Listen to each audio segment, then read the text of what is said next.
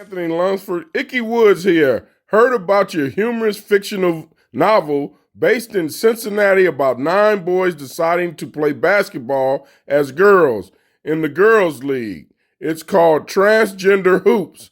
Identified as females, sold out multiple times on Amazon, on Netflix soon. Great job, my friend. Great job.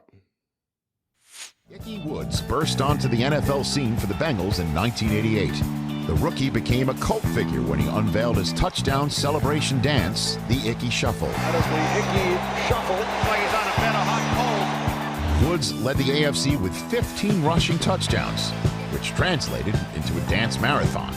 His legs powered the Bengals that season. Hand off to Ickey, right side, touchdown! Bengals have won the AFC Championship.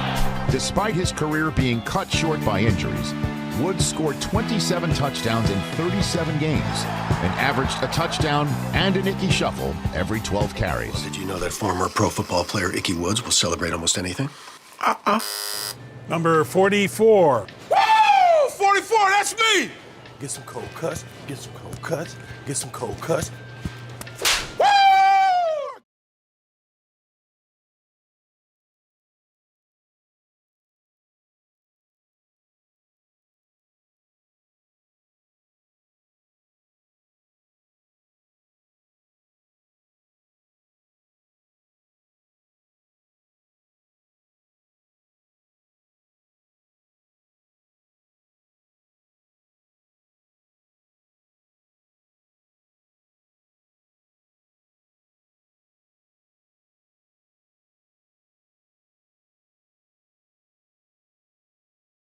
So tell us a little bit, just a little bit, no spoilers too many here, about the book.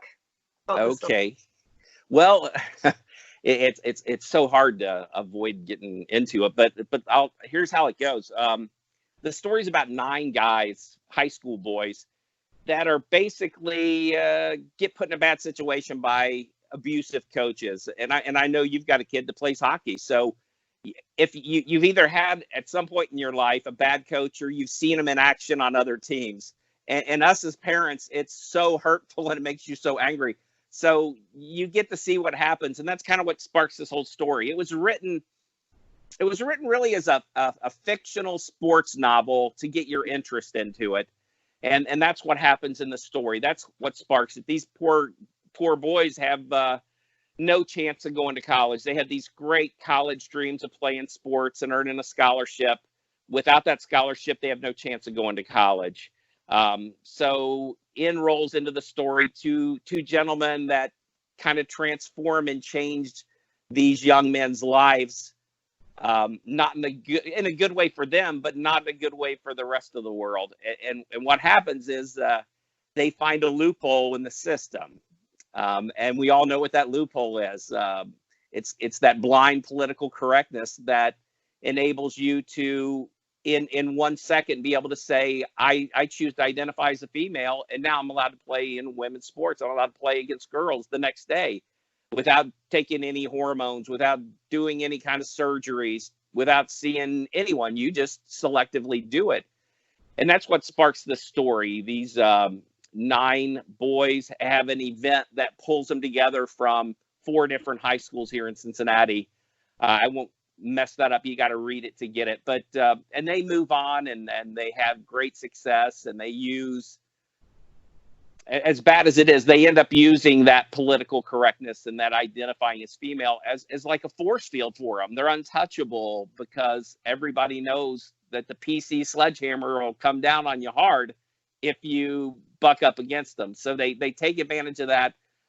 Story goes on, and you're really going to have to read it. But the end of the story is that point to where realization hits, and that gut check. And it'll be that gut check for every reader that reads the book about, what have I done? Basically, in the process of doing this to help 9 boys, I've burned Title IX to the ground. I've destroyed women's sports. That's over. So that's kind of, I guess, the little spoiler alert part. That's kind of short version. Reality. Yeah.